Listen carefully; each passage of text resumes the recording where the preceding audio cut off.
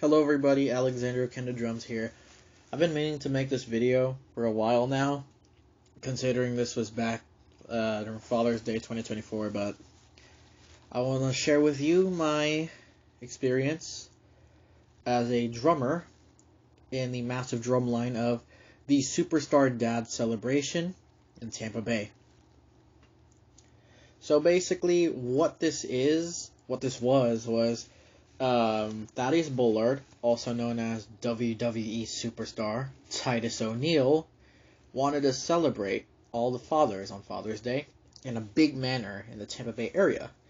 So he decided to do this Superstar Dad celebration. From what I heard, it's an annual thing, and basically was comprised of a lot of stuff. We had a massive drum line to play in all the dads.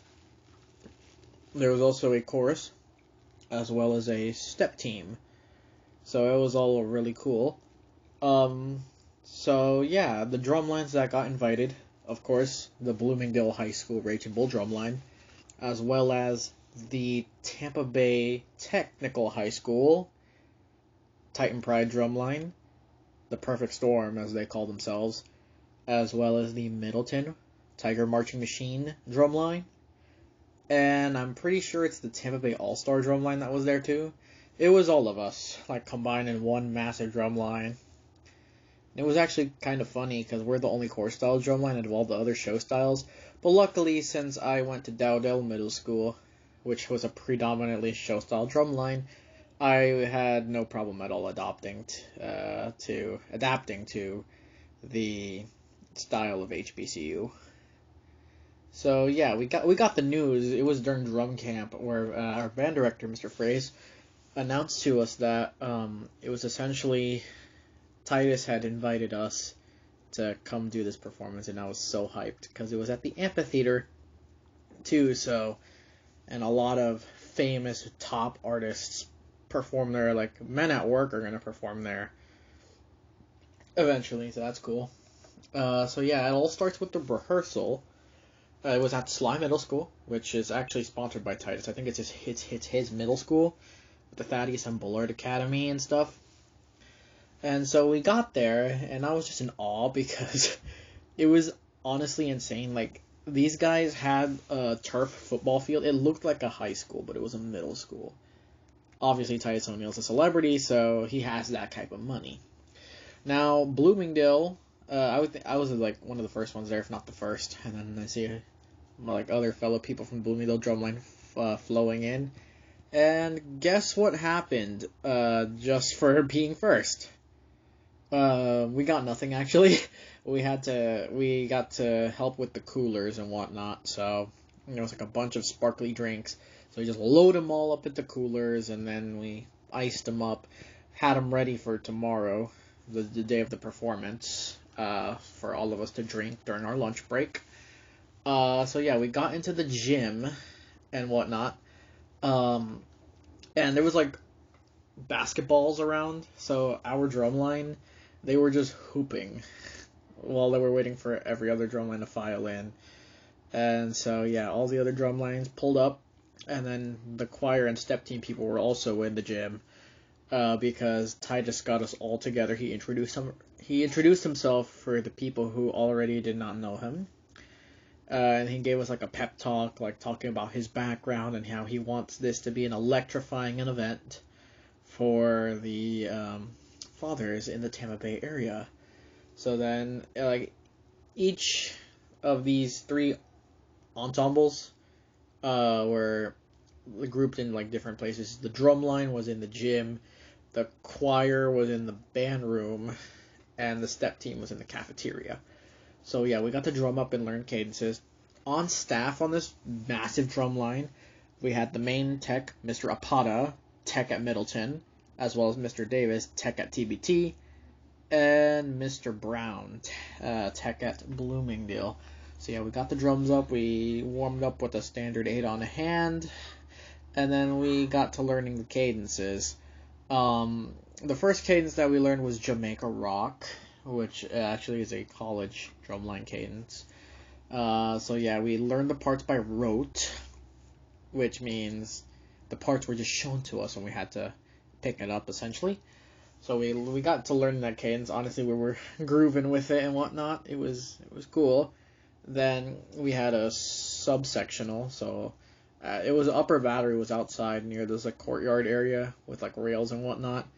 The bass drum stayed in the gym. Cymbals went into like a hallway or something. And so the snares were repping their parts. I was trying to teach the other two tenor players, which were my coast section people, Sammy and Elsie. There was another quad player too, but he was in Georgia at the time. So yeah, we were learning this part. Then we got back inside the gym and kept running it. And this was actually rather interesting because we had like this formation going on where it was like half the drum line was on one side and half of the drum line was on the other side. And it was just a big tunnel. Because what would happen is we'd be on the main floor of the amphitheater playing the cadence, and all the dads would file in through the tunnel, and it would be really cool, though the concept was. And Titus was actually there to listen to it, and he was grooving with us, and it was really cool. And then we decided to take a lunch break, so we go to lunch, and while we're getting our food and whatnot, it was actually professionally catered food because you know how Titus is, he's rich. We were watching the step team, and once the step team was done with their routine, we all applauded for them and whatnot, so it was really cool. And then I luckily came prepared. I brought a drum head and a Sharpie because I'm like, you never know, Titus O'Neil could be at this rehearsal. So yeah, before he was gonna eat, while he was still socializing with his co-staff members for this event, I went up to him and asked him if he could autograph the drum head for me, and he did. The video is on my channel. It reads, "To Alexander, thank you for being a big part of our Father's Day celebration. Love, Titus O'Neil." And I was so happy. I was frolicking back to the table with the drum head, drying off the Sharpie, and then I got to eat. And then we ended up just dismissing from there. We didn't have time for the other, like, half of the rehearsal. So that was that. I returned home super happy about the drum head. The next day, we had to wake up bright and early in the morning to get to the amphitheater. The drum line, we basically met up in this white tent. But before we went to the tent, me and my dad checked out backstage of the amphitheater to see like some of the behind the scenes stuff. It was really cool. It was a really cool sight. So then we go back to the tent and we see a good majority of the drumline people just socializing there. It was nice and cool. And it was cool because we got our own uniform for this performance as well. The uniform was the official Superstar Dad Celebration shirt, some jeans, tennis shoes. I was wearing my Skechers, the Superstar Dad Celebration bucket hat, as well as a VIP bracelet, which was cool because that uniform actually looked really, really cool. So yeah, we practiced the cadence, and picture this: small white tent, a lot of snare drummers, 4 tenor drummers because it was me, Sammy, and Elsie, but we had this tenor drummer from Milton, Rick, join us, and then a lot of bass drummers and a lot of single tenor players, as well as a lot of cymbal players, all in that one tent. Yeah, it was deafening in there. Like, I'm surprised, like, we didn't lose our hearing when it came to, you know, like, rehearsing these cadences, because my goodness, it was deafening. But thank God none of us lost our hearing. So yeah, we practiced, and we actually learned another cadence. I believe it's called Mama Shark. This is the cadence we used to march into the amphitheater, and then we played Jamaica Rockwell on the main floor. And then we did the sound check and everything. And playing in the amphitheater is actually very distracting because you're on the main floor, and drums are a loud instrument. Marching drums, they're meant to project off a football field. And the sound was reverberating off the roof of the amphitheater, and it was a delay. So you could not trust what the reverb was doing. you had to like actually try to hear where like the sound source is coming from, as well as addressing to the center snares and the sensors of each section for tempo. So yeah, we did the sound check. Titus was there to see it, and everything was nice and cool. So yeah, it was cool. And then we go back, and then we put our drums up. And Rick actually practiced with Sammy and Elsie and to like thoroughly teach him the parts, because me and him actually, he actually taught me the part alongside Mr. Apata. I picked it up quickly, and then he spent the rest of his time with Sammy and Elsie making sure they got the part down. Then we go to breakfast. It was like a small plate, had some eggs, I think some bacon. It was really cool. It was really nice, very professional. So yeah, we go to breakfast, and then after breakfast, we practice we have like a tenor subsectional, and then we drum back up and we practice some more in the tent.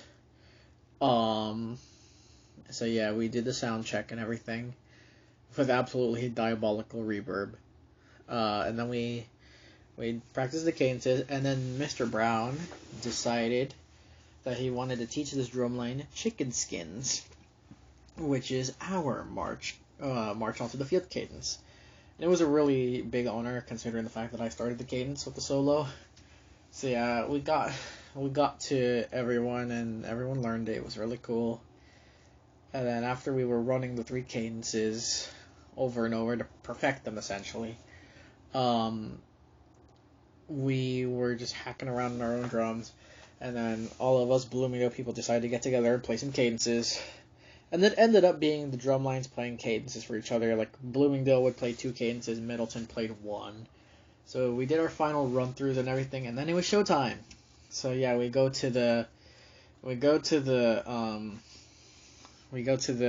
like outside of the amphitheater and whatnot. So we line up outside the amphitheater. Mr. Seaver, the music supervisor, wishes us good luck. And then we march in with Mama Shark. Everyone's clapping for us. Quite a lot of people showed up. And then we march. And throughout the whole performance, all the drum techs were scattered around, addressing to each other for tempo, so that the massive battery could lock in and get the tempo down.